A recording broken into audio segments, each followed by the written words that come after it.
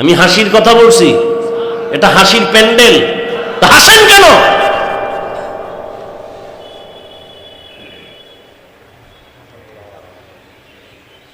হাসির প্যান্ডেলে হাসা এটা গুণ না, হাসাটা বদনাম। এটা কান্নার প্যান্ডেল, এটা তওবার প্যান্ডেল। এখানে বসার সাথে সাথে দিলকে নরম কইরা ভাবসাব সব বন্ধ।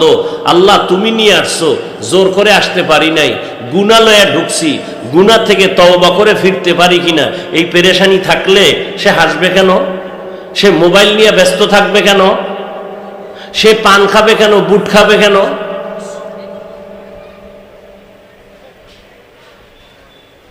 এগুলি আদব না। এখানে ওয়াজের প্যান্ডেল, বেহেশতের বাগান, পরতে পরতে সওয়াব, বসার সাথে সাথে সবার গুনাহ মাফ। আর ওয়াজ উপলক্ষে আবার আছে অন্যদিকে মার্কেট, বেচা কেনা নাই, মহিলা নাই। সত্য কথা স্বীকার করেন, দোকানপাট নাই ওয়াজের উপলক্ষে, সেখানে মহিলারা নাই, যুবক যুবতী নাই। ওয়াজ উপলক্ষে দোকান কেন? কি এখানে কি কেনাকাটা করবে? মানুষ আসছে দিনের কথা শুনতে, দোকানপাট কেন? আবার সেখানে খেলনার দোকান কেন? আর এমন দোকান বসবে কেন যেখানে মহিলা ঢুকবে, যুবক যুবতী ঢুকবে? ওই কবিরা গুনার দায় ভার কে নিবে? এখানে বেহেশতের বাগান, ওখানে জাহান্নামের বাগান। বিষয় কি? কি হচ্ছে সারা দুনিয়ায়? এখানেই না, সারা দেশ জুড়ে দেখলাম সব জায়গায় ওয়াজের পাশে আড্ডা চলে, নারী পুরুষের মার্কেট চলে জমজমাট। কি এগুলো? বাংলাদেশে একটা জায়গা আমি পেয়েছি, একমাত্র এক জায়গা, যেখানে লক্ষ লক্ষ লক্ষ মানুষ আল্লাহর দ্বীন নিয়ে আলোচনা করে শুনে। শত শত দোকান, খেলনার দোকান নাই, বেলুনের দোকান নাই, জিকির আজকার চলতেছে, দ্বীনের বয়ান চলতেছে। একটা মহিলা নাই, যুবতী নাই, একটা বাচ্চা মেয়েও নাই।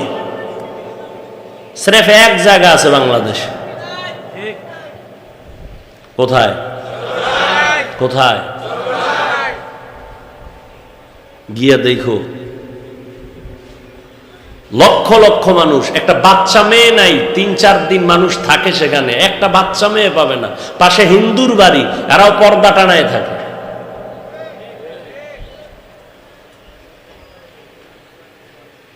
ওয়াজের পরে একটা বেলুন লয়ে বাড়ি যায়, বউ কয় কি আনছো? কয় যে মোনাজাতে বেলুন কবুল করায় নিয়েছি। মানুষ এতটা নিম্নে চলে গেছে যা ভাষা নাই বলা। মোবাইল একটা আলগি দিয়া ধরে রাখছে, দেখায় আমি বিদেশ থেকে মোবাইল নিছি, দেখো আমারে।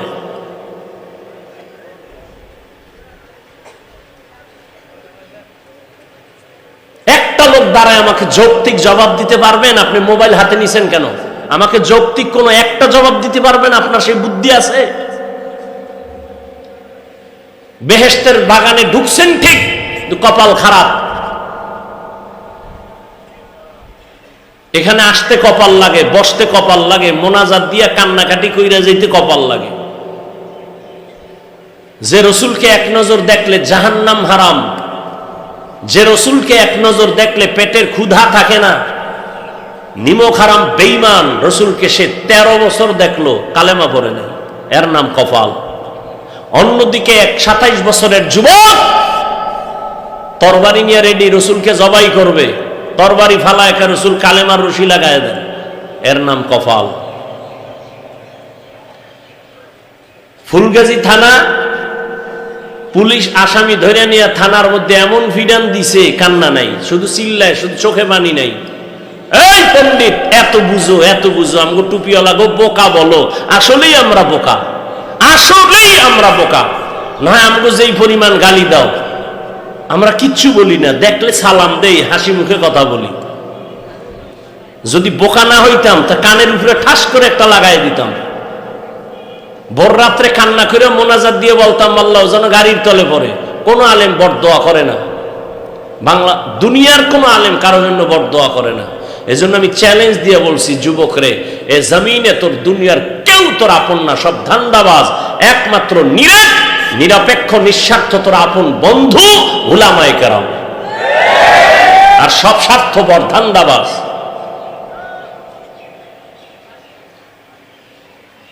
আসামিরে ফিডাইতেছে, পুলিশে কান্দে না।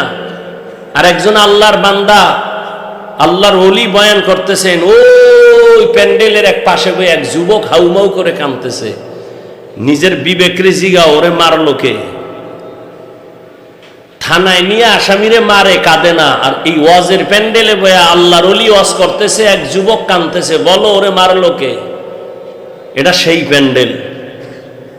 এই প্যান্ডেল বরকতি, এখানে মাস্তানি করার জায়গা না, এখানে মাস্তানি ছাড়ার জায়গা, এখানে বিনয়ী হওয়ার জায়গা, কান্নার জায়গা, তওবার জায়গা। এখানে যতক্ষণ প্যান্ডেল থাকবে অনবরত আল্লাহর রহমত বর্ষণ হবে। একজনের উপরে বর্ষিত হলে সবাই এই রহমতের বাড়িধারায় ঢুকে যাবে। একজনের গুনাহ আল্লাহ মাফ করলে সবাইকে মাফ করে দিবেন, কিন্তু সে দিলটা তৈরি করতে হবে। দুনিয়ার সব মাস্তানরা দিন বদলের স্লোগান দেয়, বিলবোর্ডে লেখা দিনকে বদলে দাও, পত্রিকায় লেখা দিনকে বদলে দাও। আর সমস্ত আম্বিয়া কেরাম, ওলামায়ে কেরামের ভিন্ন আওয়াজ, দিন নয় দিলকে বদলাও, দিলকে বদলে দাও। দিল বদলায় গেলে দিন অটো বদলে যাবে। দিল বদলাও, দিল। নবীজি বলছেন, মুমিন আর বেঈমানের মাঝখানে ব্যবধান নামাজ। বেঈমানরা নামাজ পড়ে না, মুমিন নামাজ ছাড়ে না। কেমন মুমিন হইলেন হিসাব করেন। আজকে এখানে তাজা বসে আছেন, বয়ান শুনবেন, কালকে হতে পারেন আপনি লাশ।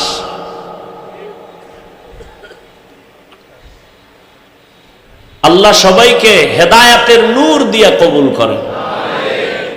কথাগুলো আমার স্বার্থের জন্য বলছি, আপনাদের সাথে দুশ্মনী আছে সেইভাবে বলছি, একমাত্র জাহান্নাম থেকে বাঁচার নিয়তে বলছি।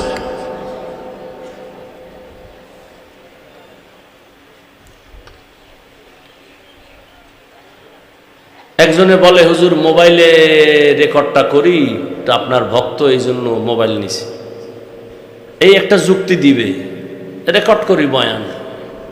আচ্ছা আমাকে বলো, তুমি 200 হাত দূরের থেকে মোবাইলটা ধরলে না রেকর্ড ভালো হবে না ছবি ভালো আসবে?